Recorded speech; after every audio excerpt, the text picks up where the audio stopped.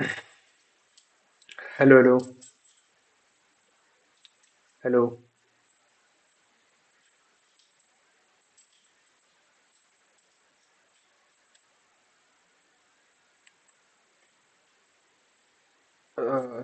Hello. So, hi everyone. My name is Dilshad Raja. I am from IIT Dhanbad and I am here to discuss today's Codeforces contest. Uh, Codeforces Round 1072. It was a depth 3 round. Okay. So, let's start the discussion. So, let's read the first question.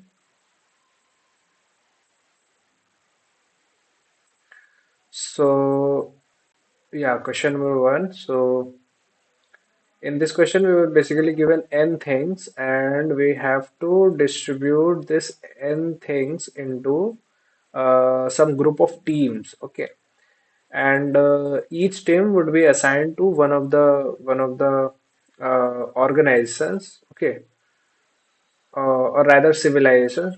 Okay, so every team will go to one group, and the total number of people in every group, the difference between their numbers, we have to minimize that. Okay, so yeah, so initially we start with 10 people, and then we form teams of 2 or 3 people, and then we assign every team to one of the civilizations, and we have to minimize the difference between total number of people in each civilization. Okay, so constraints are like n is equals to 1 4, so constraints are nominal. Okay, so yeah, let's. So what do we have here? So yeah, so for like n people are there, we can divide into groups like teams of size 2 or 3, right? And we have to minimize the difference. Okay, so like the easiest like the first thing that comes to our mind is what, like why can't we divide it into two groups of equal sizes? Okay, so if let's say there is n people, let's say, and if n is even, assume that n is even, so we can have n by 2 in one of them, and we can have n by 2 in second of them. Can we make n by 2 by using some linear combination of twos or threes? Okay, twos or threes. I guess we can, as long as n by 2 is greater than or equals to uh, as long as n by 2 is greater than or equals to 3, right? Or 2. So if n by 2 is greater than or equals to 2, we can always make, and if n is even and n by 2 is greater than or equals to 2, we can always make n by 2 as some summation of twos or threes, right? We can prove this as well. Like let's say we want to make let's say n by 2 is for example 7. Okay, so what we can do, we can take one group of size 3, right? And and the rest of the groups we can take as 2 to 2, right? So let's say if n by 2 was, let's say, 6, then we can obviously take twos, right? So as long as n by 2 is greater than or equals to 2, we can make any possible number. Okay, so what if n is odd? What if n is odd? So if n is odd, then if we are going to divide into two groups, then one group would contain even number of people and the other group would contain odd number of people. So we can never make them equal, right? So if we can't make them equal, then their difference would be at least one. So if the absolute of their difference, that would be always greater than or equals to one, and we can actually prove that this difference is actually achievable. Okay, so again, let's move back to let's say n is equals to 7. Okay, so what we can do? We can do something like this. In one group we give 2, in the other group we give 3, right? And then we are left with what? 2. So we'll give 2 here. Okay. And if we had another 2, we'll give 2 here. And if we had another 2, we'll give 2 here. Okay. So in this way, we can distribute the people in two groups such that the difference would always be equals to greater than or equals to 1. Okay. So we just have to check what is the possible answer for 2 and 3. So for n is equals to 2, the answer is 2 because we are not like we are going to have only one team, okay, of size 2. So the difference is going to be 2. And for n is equals to 3, again, the difference is going to be equals to 3, right? So for n equals to 2 and 3, the answer would just be n. And for the rest of them, if the number is even, the answer would be 0. And if the number is odd, the answer would be 1. Okay. So the overall time complexity is just O of 1. Space complexity is also O of 1. Let's look into the code.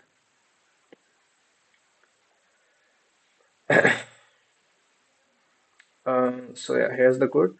So if n is less than or equals to 3, we just output n. Otherwise, the answer is just n modulo 2. Okay. So let's move on to the second question.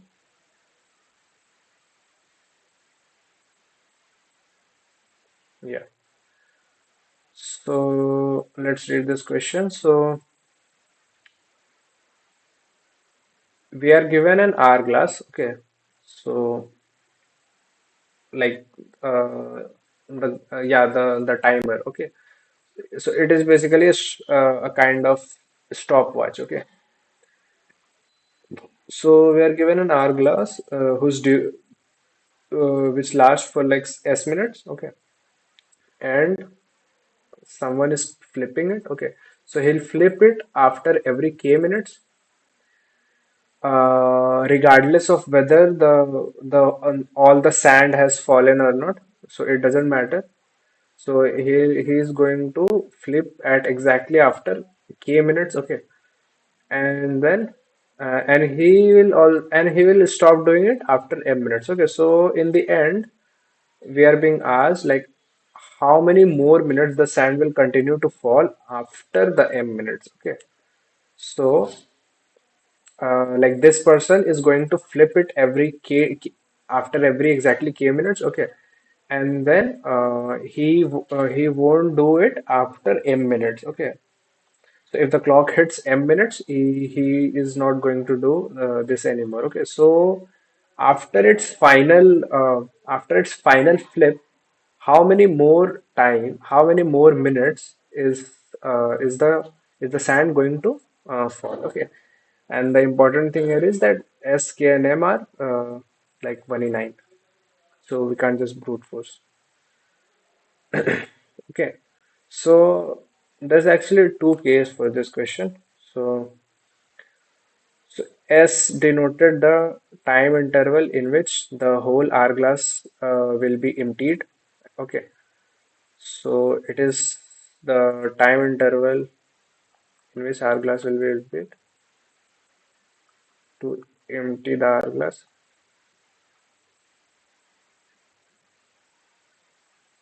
Okay. And K is after every k minutes, this guy will turn or rather flip. Okay, so this guy is going to flip the hourglass, and M is after m minutes, he is going to leave. Okay,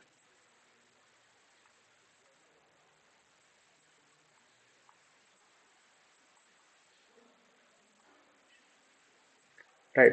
So there's actually two cases. So what if k is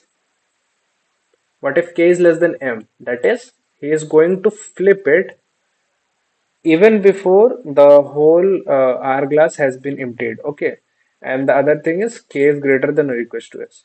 So in this case, so this case is, I guess, pretty straightforward. So since k is greater than or equals to s, this means that this guy is flipping after the hourglass has been emptied. Okay. So in this case, what is going to happen? So in this case, so like after k minutes, so let's say the first k minutes, somewhere here, my hourglass has been emptied, and after k minutes he's going to flip it again. So again somewhere here my hourglass is again going to be emptied. So this will continue until what? Until uh, so this is going to continue until this some multiple of k, uh, let's say k dash, some multiple of k is less than or equals to m. Okay, so for this much minute, this is going to continue, and after and the next turn, and after the next flip, so that would be the last time sand would be falling. Okay, so in that last fall, we have to tell like how many more minutes is it going to fall. Okay, so first of all,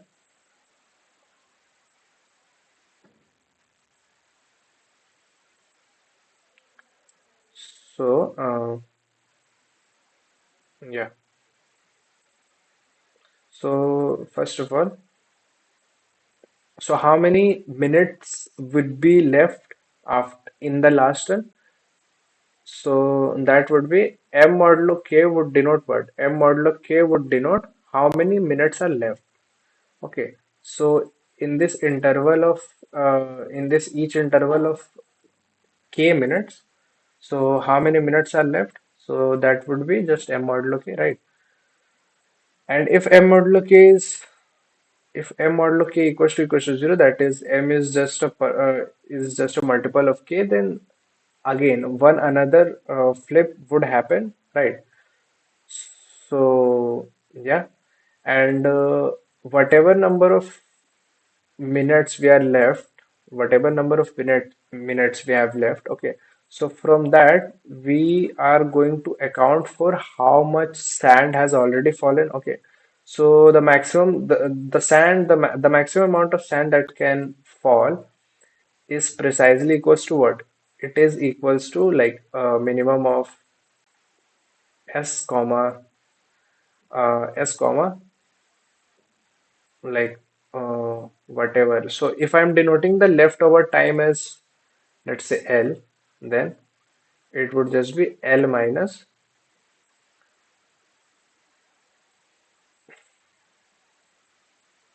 it would just be, yeah. So, yeah. So this is the maximum amount of sand that can, no, sorry. Yeah. So this is the amount of sand, maximum amount of sand that has, that can fall. Okay. And then what we need to do is, in the first elements, okay. And then what we have to just do is, so my final answer would just be S minus this quantity, right? So S minus this quantity is my final answer. Okay. So, uh, so this was the case when S is less than or equals to K, right? What if S is greater than K? So in that case, what is going to happen? So in the first turn, so in the first flip, so in the first flip, like K amount of sand would fall. Okay. And in the next flip, so like imagine the hourglass is like this. So like K amount of sand has already fallen. So this is K, right? And here something is left. Okay. And the leftover part is S minus K. Okay. So this is left. This is left and this is going to stay there. Okay, so if I flip it after k minutes, then what is going to happen? So this would become s minus k and this would become k. So for the next k minutes, this part of the hourglass like will fall. Okay, so uh, so yeah, so in the final turn, so in the final turn, so in the final turn, we actually need to check. if the final turn is the even turn or odd turn, okay. So if it is like odd turn, okay. So if it is odd turn, then complete S like S amount of sand would fall, right? But if it is odd turn, sorry, if it is even turn, then only K amount of sand would fall. Okay. Yeah. So yeah. Yeah. Okay. So yeah, that's that. Let's see its implementation. Then it will get more clear. So that's what I have done here. See, this answer is by default the answer of what? So again, let's come here. So L is so K minus L, like first I have calculated M modulo K, then I have subtracted from K, then again I am subtracting from K. So it doesn't do anything. It is basically just it is basically the same thing. Just I just don't have to write the if part. Okay, so if M modulo K equals to 0, then L is equals to, I don't have to write that. Okay, so that's why I've done something like this. So I'm doing first L is equals to K minus M modulo K. So that would impose the condition that L is from uh, 1 to, so that would impose the condition that L is from 1 to N. Okay, and then K minus L. So that does the same thing. Okay, so yeah. And then this is the important part. So I'm checking if this is the case. So when S is greater than K, then I'm checking if the current round is odd or even. Okay. So if it is even, okay. So if it is an even round, then I am making S is equals to K, and then again I am calculating the same answer like this. Okay. So yeah. Uh,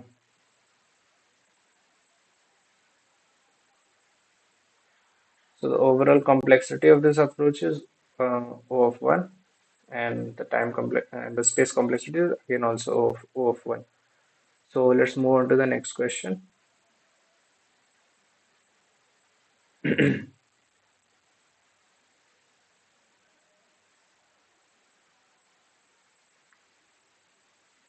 So let's see this question.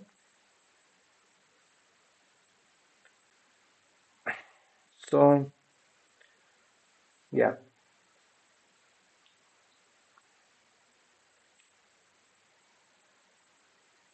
so we are starting with a number n, and at every step, so like we have just one pile initially of height n, and then we are dividing two smaller piles with sizes x by 2 floor and x by 2 seal. Okay, seal of x by 2 and floor of x by 2. Okay, and this division would take us 1 minute. Okay, so after,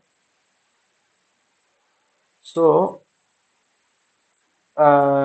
yeah, and then we want to make a number exactly equals to k. Okay, so if we want to make, so yeah, we want to make it a number which is exactly equals to k, and if we are able to make that number, then we have to return the minimum number of moves that is needed. Otherwise, we have to say that it is not possible to make that number. Okay, and the constraints again, it is till 1 so we just can't brute force it.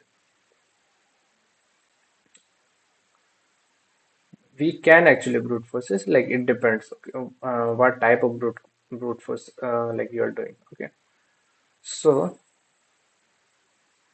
like since we are starting with one, since we are starting with n, okay, and then we would get what? We would get n by 2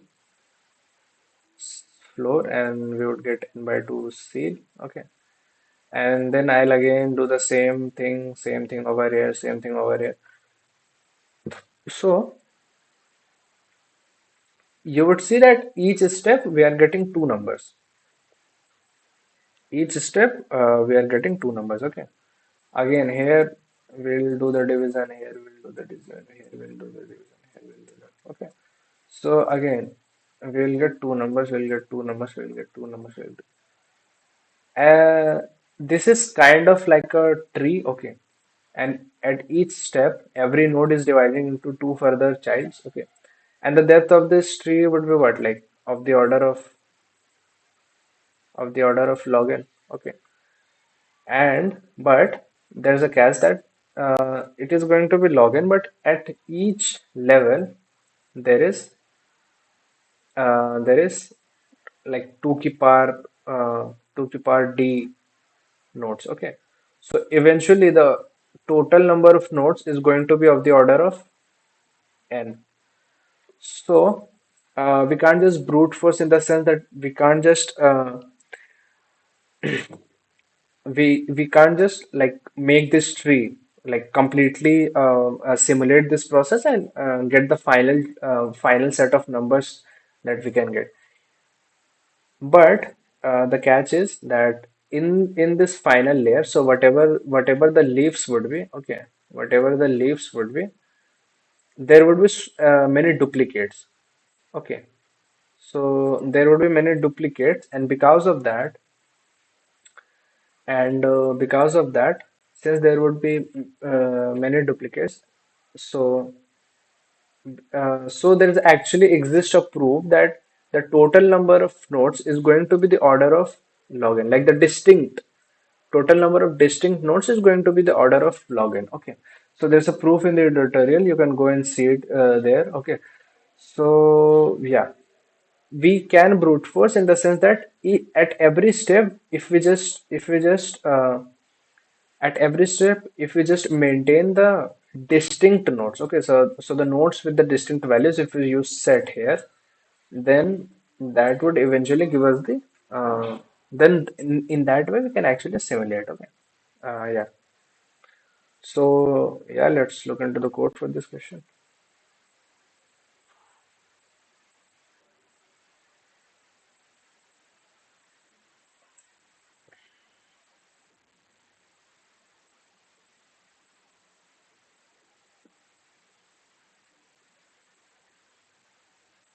Yeah. So and these are just the edge cases. Okay. I'm starting with the initial set is contains just my number n. Okay, and obviously the required number of steps cannot be greater than or equals to 32. Okay, so yeah, and then we are making another set b, and for every integer that is in a, we'll get two numbers. Okay, x and x by 2 and x plus 1 by 2. That is uh, floor of x, floor of x by 2 and seal of x by 2. Okay. So and then we are updating a with b, and then if you're checking if there exists the integer key, if there exists, then answer is going to be just the number of steps that has that we needed to reach here. Otherwise, the answer is just -1. Okay. Let's discuss the complexity of this question, like the time complexity. So the overall time complexity is, I would say, k log k. Okay, where k is log n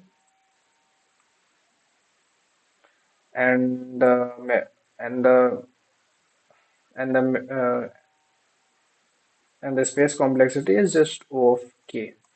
Where again k is equals to log of n.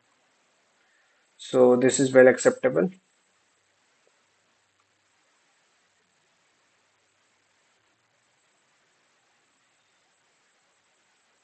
right? So let's move on to the next question.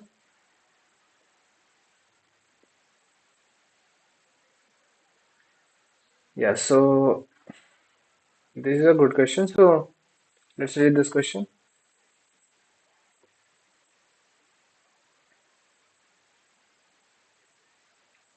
So Alice and Bob are playing a game. Okay,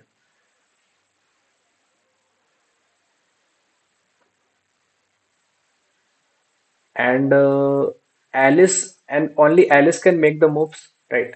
And Alice can either divide the number by 2 or subtract 1. Okay, so Alice is only going to, yeah, and Alice can divide the number by 2 only if the number is even. Okay, and so, and after every move, Alice receives a number X. And what is X? So X is the number which satisfies these two conditions. So A is divisible by 2 to the power X, and A is not divisible by 2 to the power X plus 1.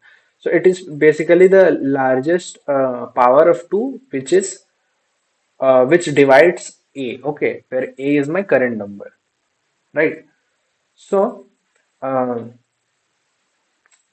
yeah, so it basically denotes how many zeros are left in my current number. Okay, so for every number k that we start with, the number of moves is, I guess, predetermined, right?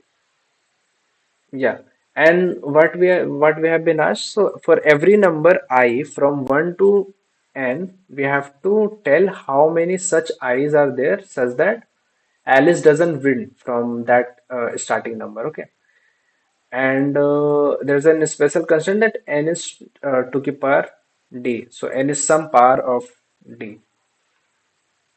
Okay, right. So and this game would go on for maximum of k moves. So yeah.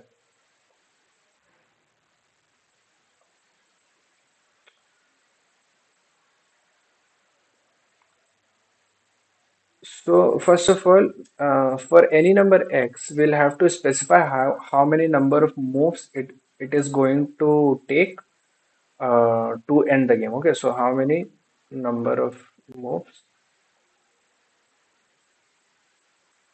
going to need.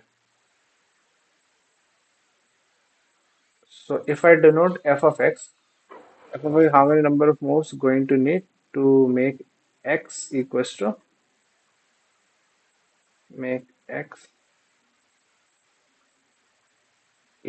0. Okay, so Alice can do what?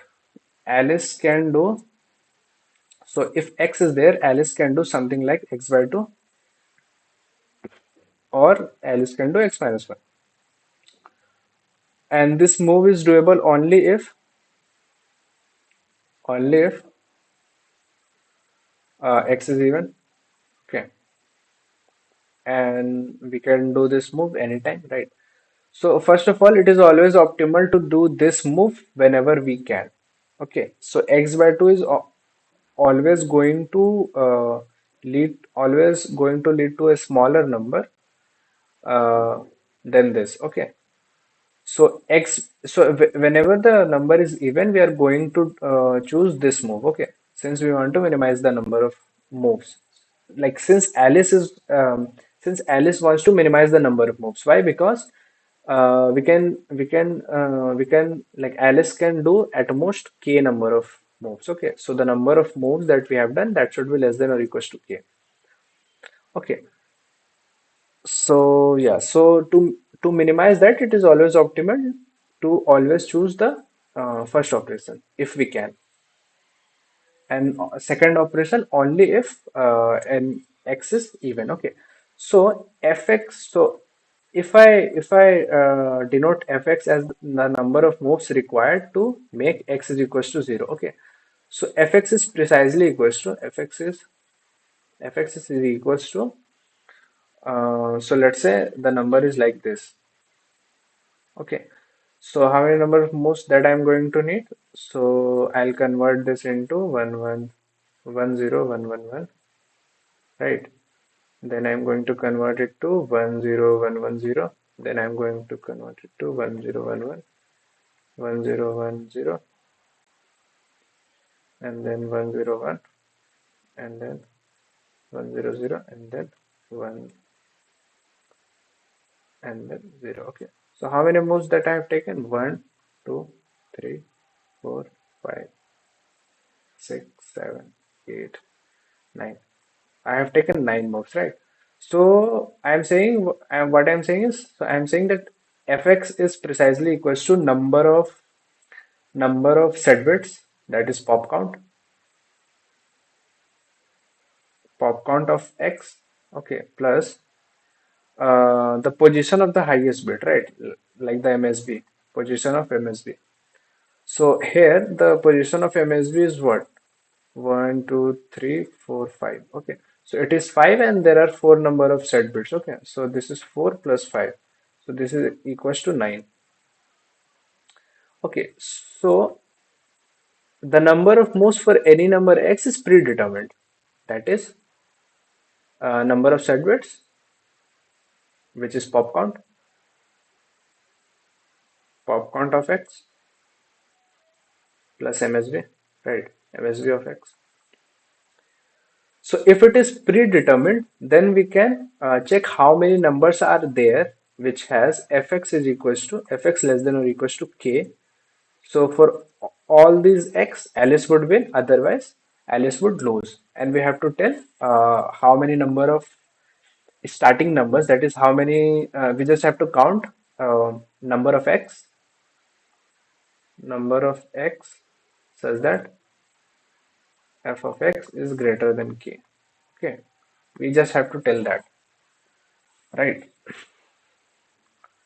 Obviously, f of x is going to be less than or equals to like 60 or 65. Okay, because why? Because x can be maximum 1 in 9, right? So since x can be maximum at max 1 in 9, so fx is uh, fx is going to be less. Okay, so what we can do is, and also there's an important constraint that n is some power of 2. Okay, some power of 2. So it is of the kind n is equals to 2 k power d. Okay, so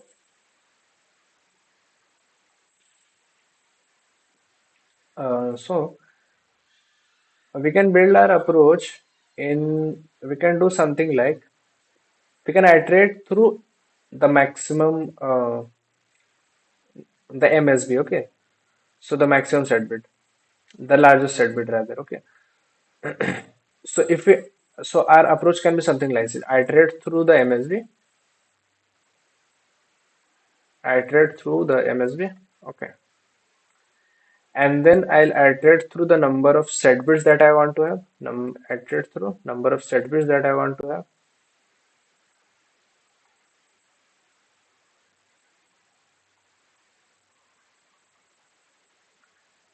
I want, right, and then I'll check how many. So and then I'll count how many numbers are there with MSB equals to I and pop count equals to Z. Pop count equals to Z. Okay, I'll count that. So if that count is, let's just count, if this count variable, then I'll just check if I plus j is less than or equals to k, then I'm going to add that count. Otherwise, I'm not going to add that count, right? So let's look into the code.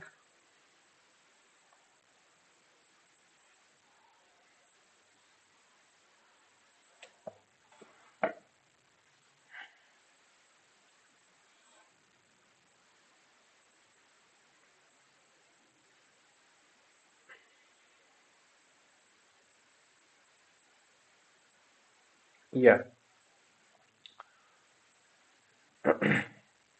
So again, for a fixed MSB and for a fixed number of set bits, what is going to be my number of numbers that are possible? Okay, so let's say my MSB is I, that is the ith bit. Okay, and I want to have j number of set bits. Okay, so one set bit is obviously going to be on the in the place of the ith position. Okay, and then I want to have j minus 1 set bits in what, in this I minus 1 positions. Okay, so like how many such numbers there can be? There can be like so that number is going to be I minus 1 C J minus 1, right? If I assume that I is 1 based, otherwise this number is just I C J minus 1, right? If I is 0 based, so this is my number of numbers that can be there, right? So yeah, in that way, I can just add this value to my answer. Okay, but there is one more thing, that to calculate NCR,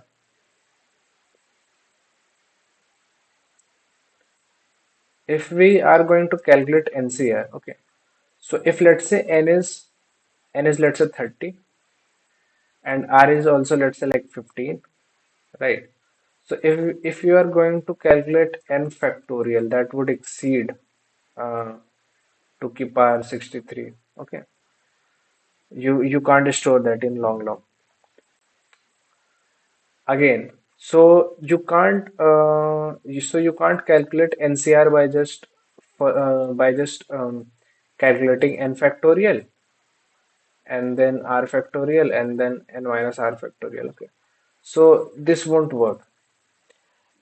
And again, if you would try to do something like this, so if you try to do something like this, like for example, NCR is what? NCR is just n into n minus 1 into n minus 2 dot dot dot till n minus r plus 1, and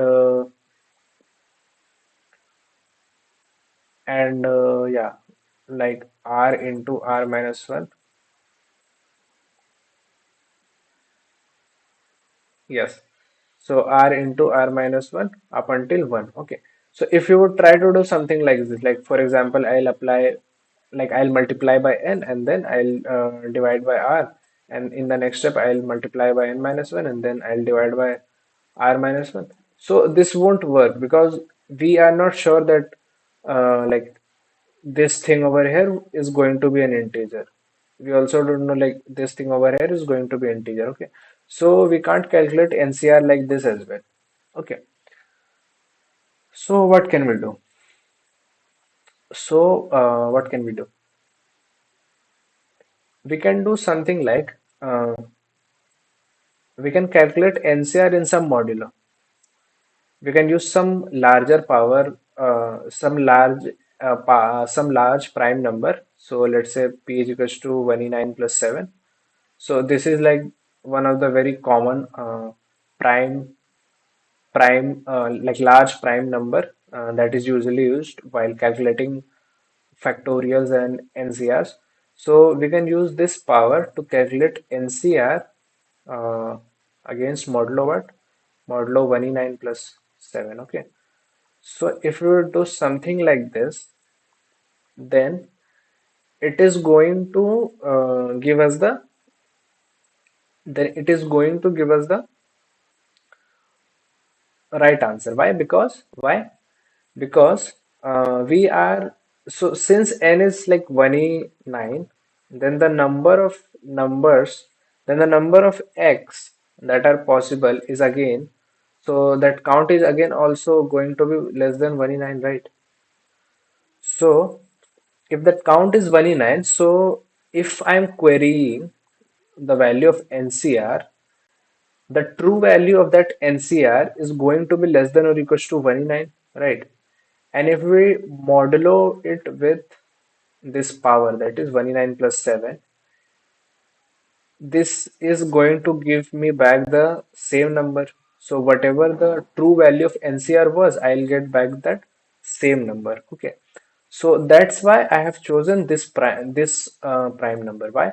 Because this prime number is greater than 1e9. Okay.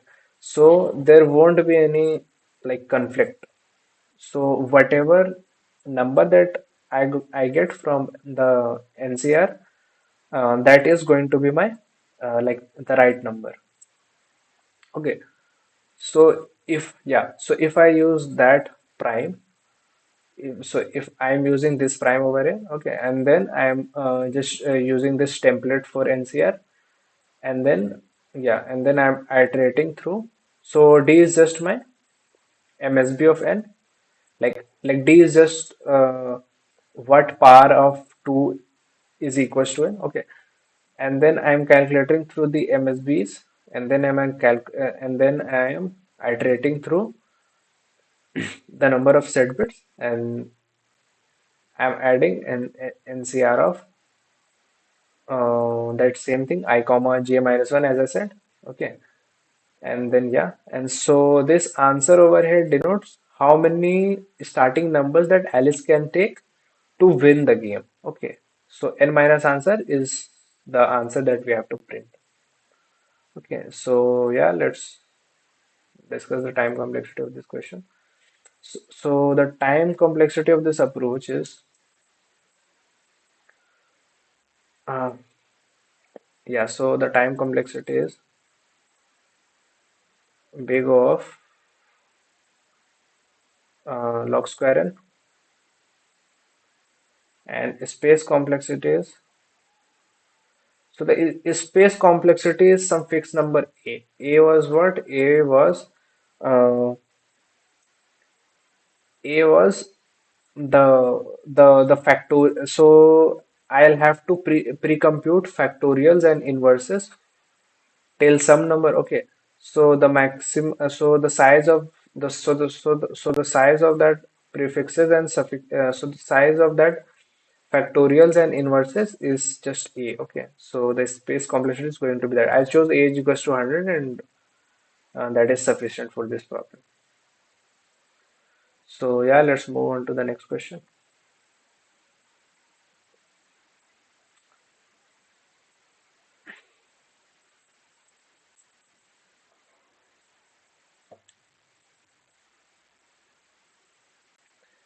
So we are given a permutation P, and we have to count the number of k good arrays. Okay, so k is some number from 1 to n minus 1, and we have to count the number of k good subarrays. Okay, and how are we defining a k good subarray? So we are defining a k good subarray if it has at least two elements, and any two adjacent number in it differ by at least k. Okay, yeah, and n is 25.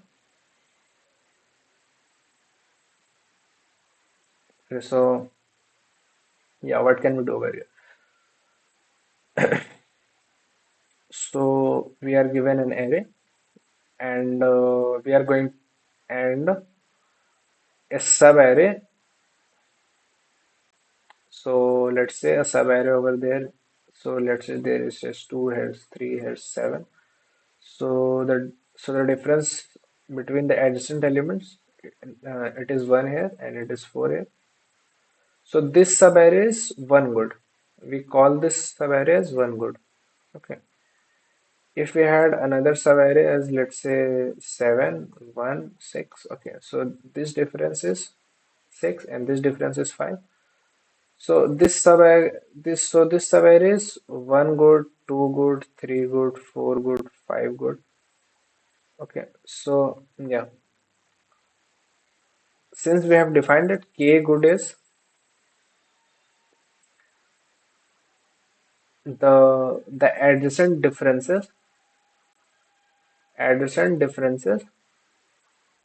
should be greater than or equals to k. Okay, so it is not exactly equals to k. So that's why it is like all the five. One good, two good, three good, four good, five good. Okay. So how can I calculate our answer? And we have to calculate the number of k good subarrays for every k from 1 to k minus 1. So for every k from k is equals to 1 to k minus 1, I have to calculate the number of k good subarrays. Okay.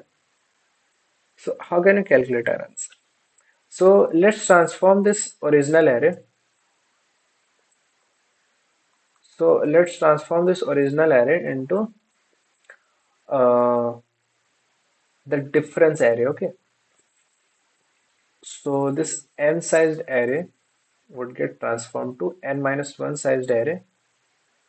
That is precisely the difference array. So this is going to be d1, d2 up until d of n minus 1. where d of I denotes what? D of I denotes my absolute difference between my adjacent elements. Okay, so if I transform this array into this array, then my question transform into counting the number of subarrays. So in this difference array, we have to count L and R such that such that the minimum of A of L to A of R is greater than or equals to K. So my question gets transformed into this. Okay, yeah, right. So what can I do in this? So in this transformed array, we can do something like this.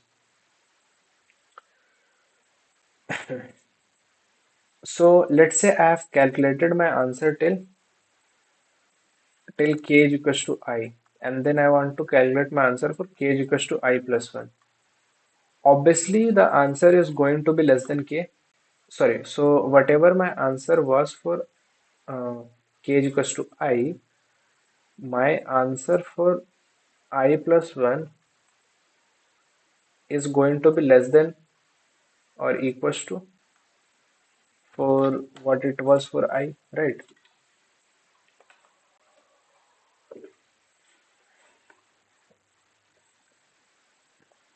Right? Okay. So my approach can be something like this. Okay. So uh,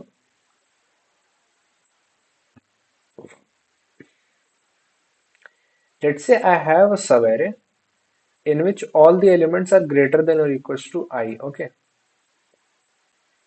Yeah. So I have this subarray in which all the elements are greater than or equals to I. And here is some element which is precisely equals to I. Okay. Yeah. And while all the elements here is greater than or equals to I plus 1, and all the elements over here is greater than or equals to I plus 1. Okay. And this element over here is exactly equals to I.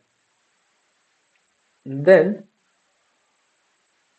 in answer I had included the number of all the subarrays like the which is possible for this. So if the length here is, let's say, len, then in answer I had included I had in I must have included like len into len plus 1 by 2. Okay, so these are the number of subarrays possible. Okay, so I must have included this much in my answer in answer of I. Okay, and since there is an I cannot take any subarray. So when I'm calculating the answer for I plus like k is equals to I plus 1, I cannot take any subarray whose L is here and whose R is here. Okay, so whose L and R in are in opposite sides. So I cannot take such L and R's, right? Because that way my minimum is going to be equals to I. Okay, so I cannot do something like that, right? So so this element I, so this element I, what it does is it precisely it precisely like divides this subarray into two further subarrays. Okay, so initially I had some subarray and there is this element I, right?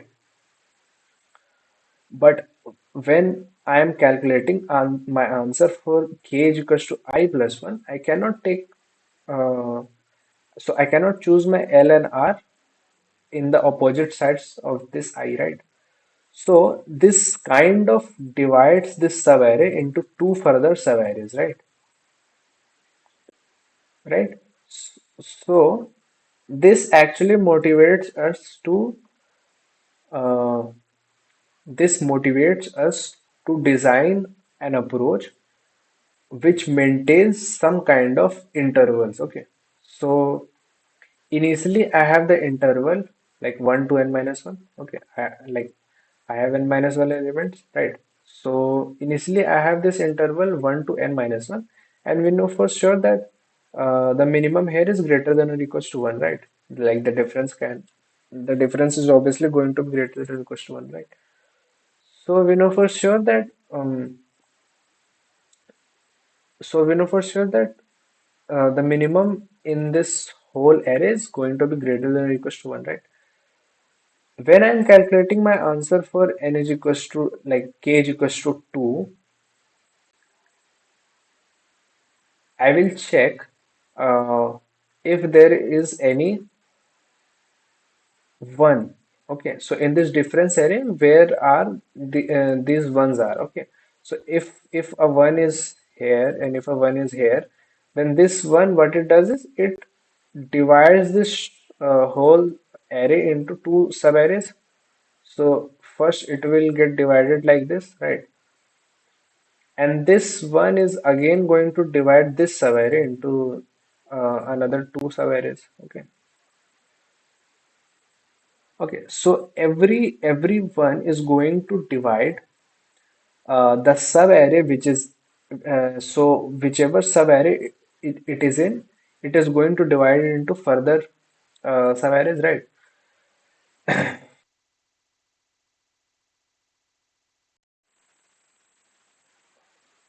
Like the total number of elements, the total number of elements is of the order of n, right? So this dividing of set is going to happen for at most n times, right? And while I am dividing this, there is going to be like at most one increase of the intervals, okay? And I can always calculate whatever the difference is in the count of subarrays. Okay, so for example, I am going to remove this subarray from my answer. Okay, so whatever its length was, I will just subtract that number of subarrays that are possible because of this interval. Then I'm going to add two answer for these two intervals, and that is how I'm going to just update my answer. Okay, so this is my approach, and let's see the implementation to get a more clear idea of this approach.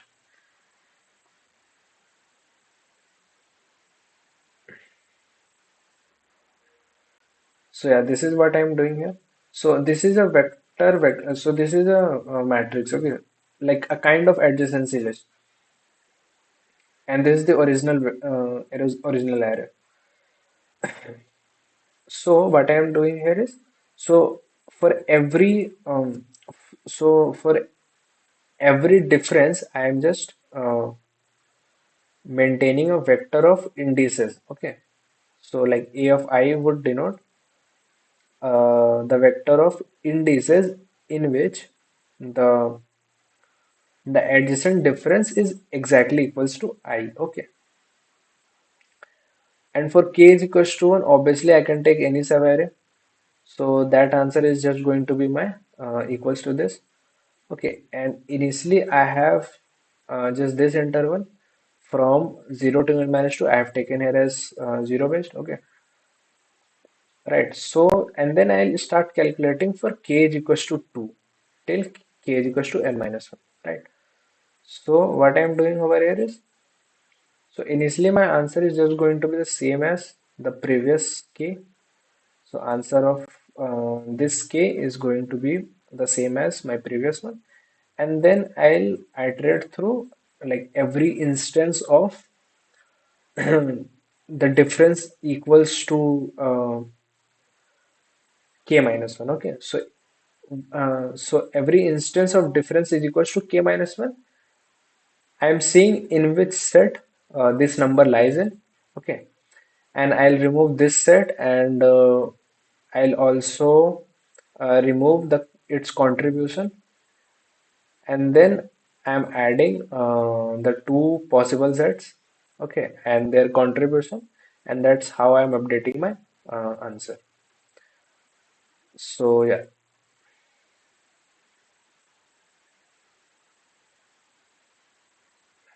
so the overall time complexity of this approach is of n log n, okay, because I'm using set for the intervals, and the space complexity is big of n. Let's move on to the next question.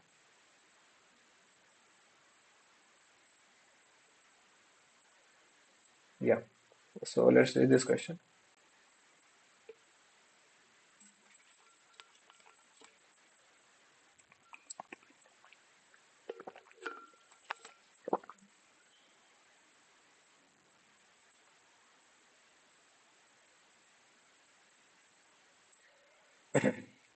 So we are given a tree, and we can choose some vertex and like uh mark its leaves, okay, and then again we are going to choose some other vertex and then mark all the leaves that are there in its subtree, and we can do this as long as we want, but we have to satisfy two conditions. The first condition is we cannot uh, any leaves more than once, okay. And the second condition is the number of times that we are going to, so the number of times that we are going to choose a vertex has to be a multiple of 3. Okay. Yeah. So, and in the end, we are just being asked that if it is possible or not, right?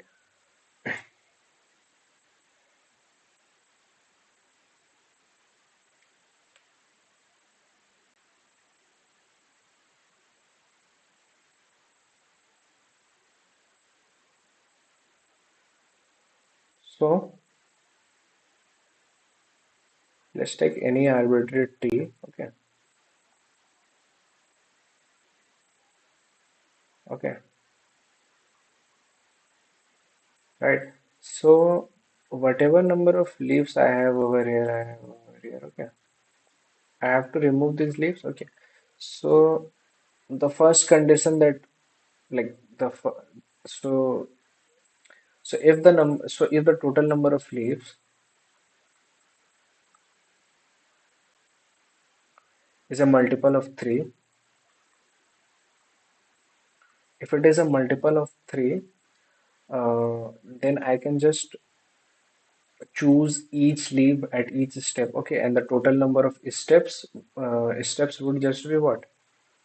Steps would again also be multiple of 3, and in that way I can just say that yeah, yes.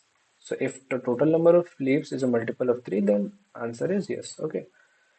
What if it is not? So if it is not a multiple of 3, then what it can be? So it can be either 1 or it can be either 2, right? It can be either 1 or it can be either 2. So let's say if it is 1, that is my total number of leaves is something like this 3m plus 1. Okay. Then what I can do? I can do something like, so I'll have to choose some vertex like which has one extra leaf. Okay. So if it has, let's say, like 2 leaves, then what would happen? That would actually save one move. Okay. And then the number of moves that I would need is just 3m. Okay. So what if it has five five leaves? Then again it is same, like because we are just going to talk in modulo. Okay, so if it has like two leaves in against the mod 3, then uh, then that would lead to me consuming one extra leaf. Okay, me consuming one extra leaf, so that is going to save one move for me. Okay, is there any other case? So if the number of leaves is equals to some is equals to 1 modulo k modulo 3. Okay, then is there any other way? Okay, so one way is to just choose one vertex, right, which has modulo 2 equals to, like modulo 3 equals to 1, sorry, 2. So that is going to save me one move, or we can combine like two vertices. Okay, so if let's say I'm taking three leaves over here and three leaves over here, so this saves me two moves and this saves me two moves. So 2 plus 2, this is going to save me like 4 moves. Okay, so and which is congruent to 1 mod 3. So this effectively saves me that one move which I want to save. Okay, so again that would lead to the same thing, right? What if mod, in that case we want to save two moves? Okay, so one way to do is we need to find some vertex which has the number of leaves congruent to 0, like a vertex which has the number of leaves equals to some multiple of 3. Okay, so in that way I'll be able to save two moves. Otherwise, otherwise,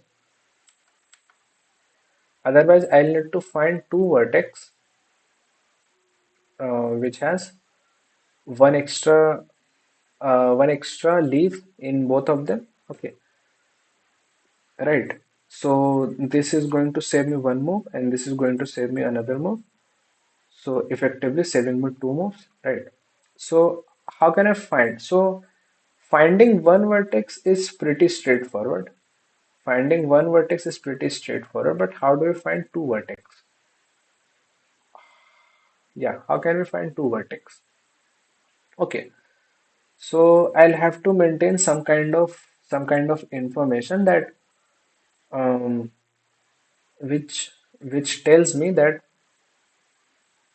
like for example, whatever node I am in, first of all I'll have to know what number, like the count of the number of leaves here. Okay, and then I'll have to know that, so let's say the number of leaves here is x. Okay, and if x modulo 3 is equals to some j, then I want to know that if it is unique in the sense that in all its subchilds there should not be any other node y. Okay, so there should not exist any other node y such that the number of leaves of y, leaves in the subtree of y, is congruent to j mod 3. Okay, I want to know this. Okay, why? uh, because if I want to select two vertex, then it may happen that this vertex over here, like the subchild of this vertex has two leaves, and the subchild of and the subtree of this vertex also has two leaves. Okay, so that will be a conflict. We want to choose two vertices which are independent of each other. Like one node should not be the ancestor of the other. Okay, so to impose that condition, we'll have to maintain some kind of information which tells us that yeah, this node over here is unique. Unique in, yeah, unique in the sense that the number of leaves uh, it has in its subtree, it has not occurred in any of its uh, like children's, okay, or nodes in its subtree. Okay, so let's move on to the implementation to get a more clear idea of this approach. So this is just my DFS function. Okay, I'll explain every variable. What does it mean? So this is just the visited vector. Okay, I'm marking it as visited here. This is my variable to indicate that if this particular node is a leaf or not. Okay, and I so initially I have initialized this vector of size 3. Okay, what is going to do is it is going to take and with the answer of its child. So what is this answer? So this answer would denote, so answer of I comma j is equals to 1 if there does not exist any y in subtree of I such that leaves of y is congruent to j. Okay, so it is going to be 1 if there does not exist any node in its subtree which has the number of leaves congruent to it is going to 0 otherwise. Okay,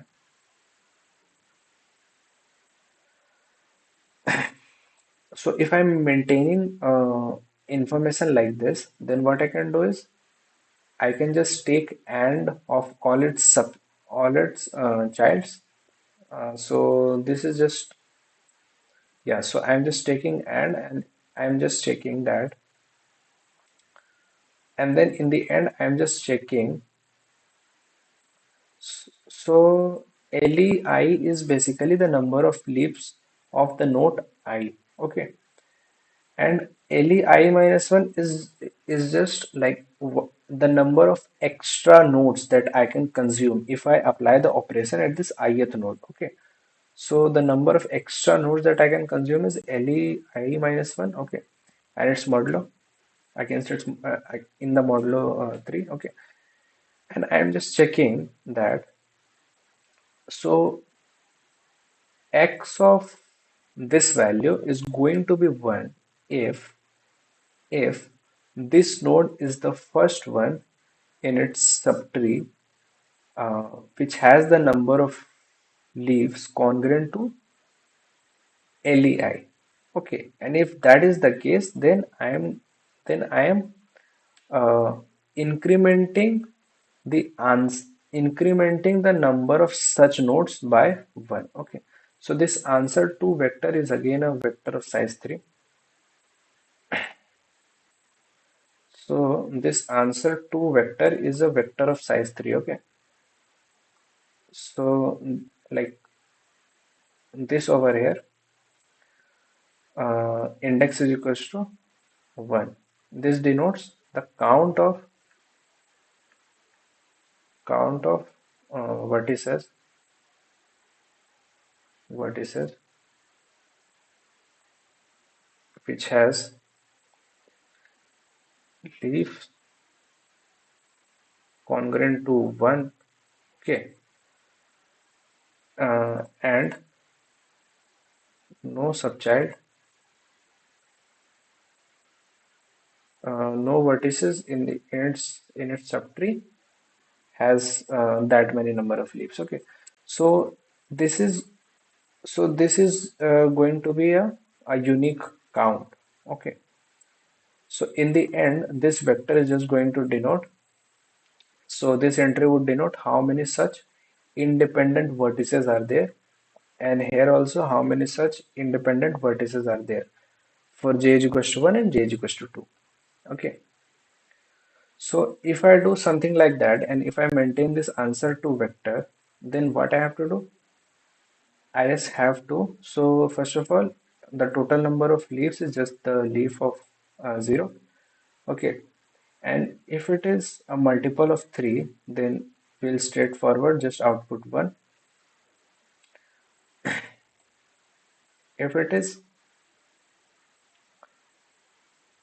if it is like if we need to like consume two operations, then we want to find out what we want to either find out a vertex which consumes two nodes by itself, or we want to find two independent nodes which consumes one nodes like one nodes like each of them consumes one extra leaf. Okay. And if the number of leaves is congruent to 1, then the condition is just the opposite of this. Okay. Otherwise, if all of these three cases if all of these three cases are not true, then my answer is just no. Okay. So the overall time complexity of this approach is big of n.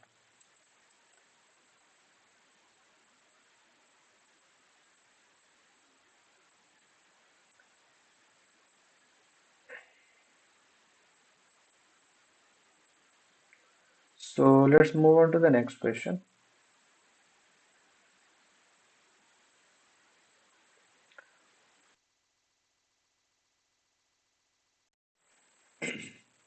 So let's read this question.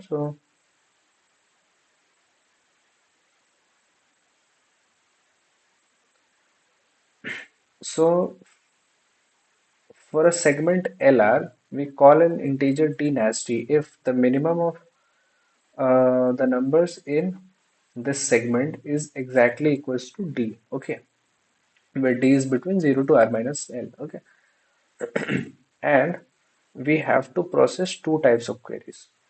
First one is we can either change the number AI, we have to change the number AI to some other number, or we have to determine the nastiness of this segment LR. What is nastiness? So nastiness is just the number of numbers D which are there, for which D is a nasty number for this particular segment. Okay, we have to do that, and the constraints are the usual constraints. N is 2e5, and the number of queries are also 2e5. Okay, so let's consider any such segment LR. Okay, and we define D is nasty if D is nasty if minimum of A of L to A of L plus D is equals to D. Okay, and nastiness is count of such D. So first of all, so if we start, uh, so if we plot the minimum, so the graph of the minimum,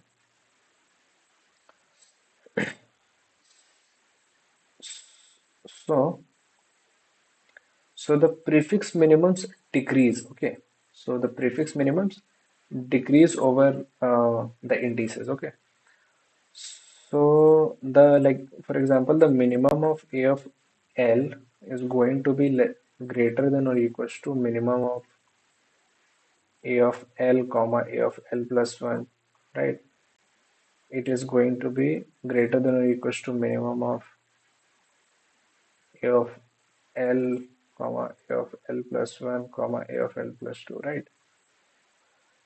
So on and so forth. So it is basically a decreasing sequence. Okay, so if it is a decreasing sequence, right, and on the right side it is D, Okay, d is what? D is just the length of the segment, right?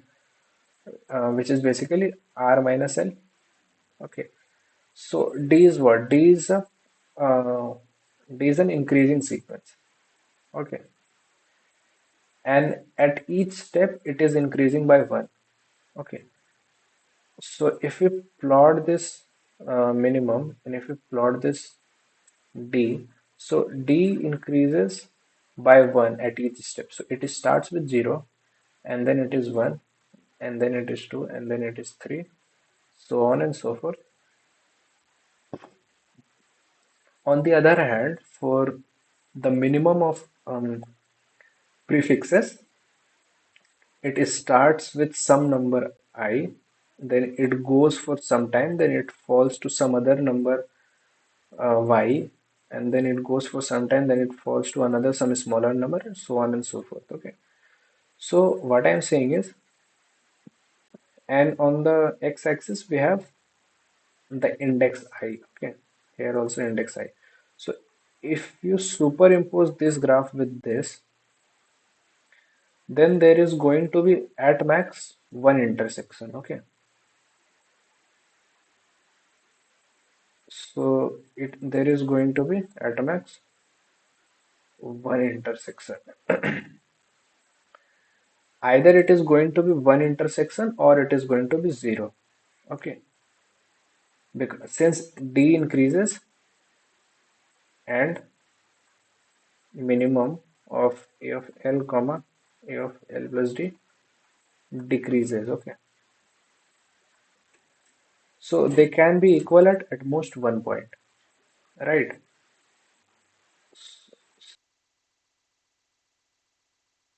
So what can we do? So if I have to do for so if I have to check for some L and some, so for some segment if I have to check, then I can just binary search, right? So I'll just binary search. Okay, so if I am at mid, okay, I'll check what's the minimum over here, what's the minimum over here. Okay, sorry, what's the minimum over here? If this minimum, if my minimum is greater than my d, then uh, so then I would search my index in the latter half. Otherwise, I'll search my index in the first half, and if the minimum is exactly equals to d, so then I know that I have found that this is the right d. Okay, so in that case, my answer is going to be equals to 1. Okay,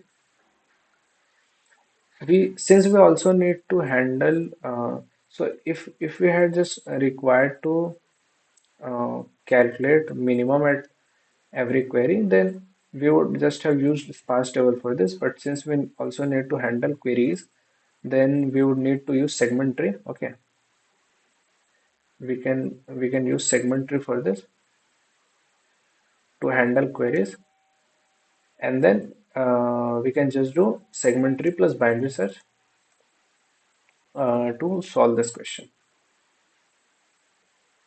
Let's look into the implementation.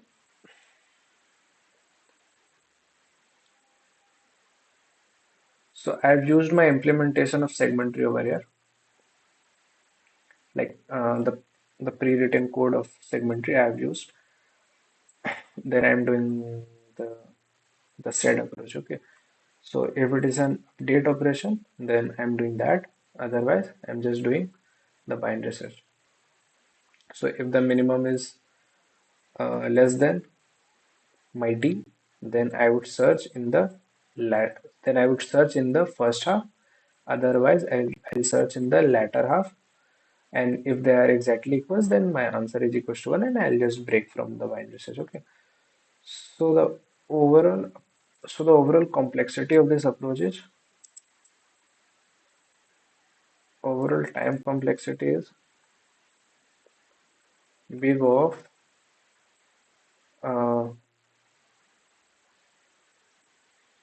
n log n plus q log square n. Okay. and the space complexity is just big of n. Okay, so yeah,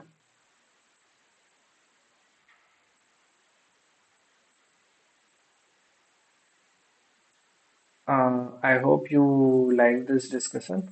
Uh, yeah, thanks.